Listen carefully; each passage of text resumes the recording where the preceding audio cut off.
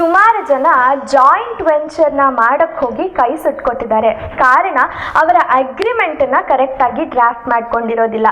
ನೋಡಿ, joint venture ಅಂದರೆ 2-3 ವ್ಯಕ್ತಿಗಳು ಬೇರೆ ಬೇರೆ ಕ್ಷೇತ್ರದವರು, ಅವರು ಒಬ್ಬರು ಬಿಲ್ಡರ್ಸ್ ಆಗಿರ್ಬೋದು, ಬಿಲ್ಡರ್ಸ್ ಮತ್ತು ಲ್ಯಾಂಡ್ ಓನರ್ಸ್ ಮಧ್ಯೆ ಒಂದು ಜಾಯಿಂಟ್ ವೆಂಚರ್ ನಡೀಬೋದು.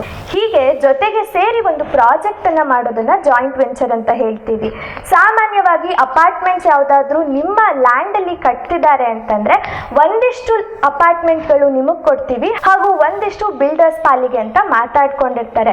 ಆದರೆ ಮುಖ್ಯವಾಗಿ ನೀವು ಅಗ್ರಿಮೆಂಟನ್ನು, ಜಾಯಿಂಟ್ ಡೆವಲಪ್ಮೆಂಟ್ ಅಗ್ರಿಮೆಂಟನ್ನು ಯಾವಾಗ ಡ್ರಾಫ್ಟ್ ಮಾಡ್ತೀರಾ ಅದರಲ್ಲಿ 3-4 ಅಂಶಗಳನ್ನು ಕರೆಕ್ಟಾಗಿ ಗಮನಿಸಿ ಡ್ರಾಫ್ಟ್ ಮಾಡ್ಕೊಳ್ಳಿ. ಒಂದು, ಈ ಎಲ್ಲ ಡಾಕ್ಯುಮೆಂಟ್ ವೆರಿಫಿಕೇಷನ್ನ ಯಾರು ಮಾಡಿಸ್ತಾರೆ, ಅದು DC ಕನ್ವರ್ಷನ್ ಇರ್ಬೋದು ಲ್ಯಾಂಡನ್ನು, ಅದನ್ನೆಲ್ಲ ಮಾಡಿಸುವ ಜವಾಬ್ದಾರಿ ಯಾರದ್ದು ಅಂತ ಒಂದು ಪಾಯಿಂಟನ್ನು ಮೆನ್ಷನ್ ಮಾಡ್ಕೊಳ್ಳಿ.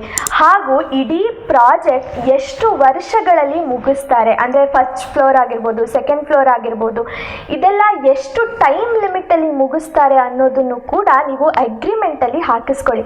ಯಾಕಂದರೆ ಅವರು ಬಾಯಿ ಮಾತಿಗೆ 2 ವರ್ಷದಲ್ಲಿ ಮುಗಿಸ್ತೀವಿ ಅಂತ ಹೇಳಿರ್ಬೋದು. ಅದು ಅಗ್ರಿಮೆಂಟಲ್ಲಿ ಇಲ್ಲ ಅಂತಂದರೆ ನೆಕ್ಸ್ಟು ಅವರು ಅದನ್ನು ಕಟ್ಟದೆ ಅರ್ಧಕ್ಕೆ ಬಿಟ್ಟೆಲ್ಲರೂ ಹೋದರು ಅಂತಂದರೆ ನಿಮಗೆ ಯಾವ ಲೀಗಲ್ ವ್ಯಾಲಿಡಿಟಿ ಕೂಡ ಇರೋದಿಲ್ಲ. ಸೊ ಯಾವ್ಯಾವ ಅಂಶಗಳು ಈ ಥರ ಜಾಯಿಂಟ್ ವೆಂಚರ್ ಅಗ್ರಿಮೆಂಟಲ್ಲಿ ಬರಬೇಕು ಅಂತ ನೋಡಿ ಕರೆಕ್ಟಾಗಿ ಮಾತಾಡಿ ಒಂದು ಲಾಯರ್ನ ಹೆಲ್ಪ್ ತಗೊಂಡು ಡ್ರಾಫ್ಟ್ ಮಾಡಿ ಬಗೆಹರಿಸ್ಕೊಳ್ಳಿ. ಮುಂದೆ ಯಾವುದು ಸಮಸ್ಯೆ ಆಗದೆ ಇದ್ದಾಗೆ ನೋಡ್ಕೊಳ್ಳಿ. ಈ ವಿಷಯ ನಿಮಗೆಲ್ಲ ಸಹಾಯ ಆಗುತ್ತೆ ಅಂತ ಭಾವಿಸ್ತೀನಿ. ಇನ್ನಷ್ಟು ಲೀಗಲ್ ಬೈಟ್ಸ್ಗೆ ನನ್ನ ಪೇಜ್ನ ಫಾಲೋ ಮಾಡಿ.